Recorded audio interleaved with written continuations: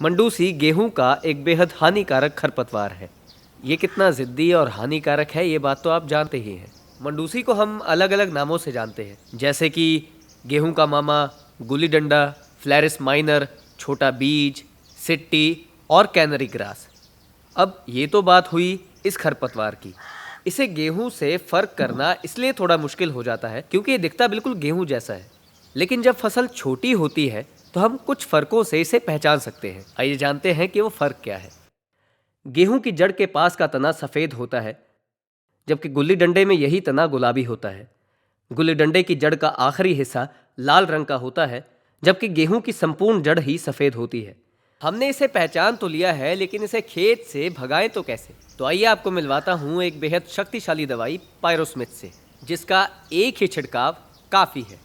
पायरोस्मिथ एक सेलेक्टिव खरपतवार नाशक है, यानी कि इसके इस्तेमाल से खरपतवार तो नष्ट होती है, लेकिन आपकी फसल पर कोई बुरा प्रभाव नहीं पड़ता।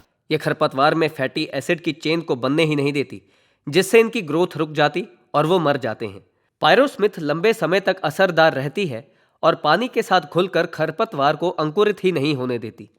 आइए जानते हैं कि इस दवाई का इस्तेमाल आखिर कैसे कर सकते हैं। सबसे पहले तो गेहूं की बुवाई के 3 दिन के अंदर ही इसका इस्तेमाल खेतों में करें। ध्यान रखें कि खेतों में मिट्टी में नमी होनी चाहिए, क्योंकि ये दवाई नमी के साथ ही काम करती है। दूसरी बात कि बुवाई के समय पूरे खेत की मिट्टी बराबर होनी चाहिए, कांटेदार नहीं। और इस बात का भी ध्यान रखना चाहिए कि खेत में पुरानी फसल का कोई अवशेष मौजूद ना हो। पहली सिंचाई समय से करें, यानी कि 18 से 21 दिन में। पानी मिलते ही मंडूसे के बीज एक्टिव हो जाएंगे और पायरोस्विस 85 की पकड़ में आ जाएंगे, यानी कि जैसे ही ये मंडूसी एक्टिव होंगे, पायरोस्विस 85 तुरंत उन्हें मार देगी।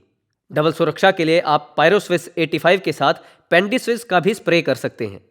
इससे गुल्ली डंडा के साथ साथ दूसरे तरह के संकरी पत्ती और कुछ चौड़ी पत्ती वाले खरपतवार भी मर जाएंगे। इस बार गेहूं की फसल हो जाएगी हिट जब आप अपनाएंगे पायरोस्मिथ।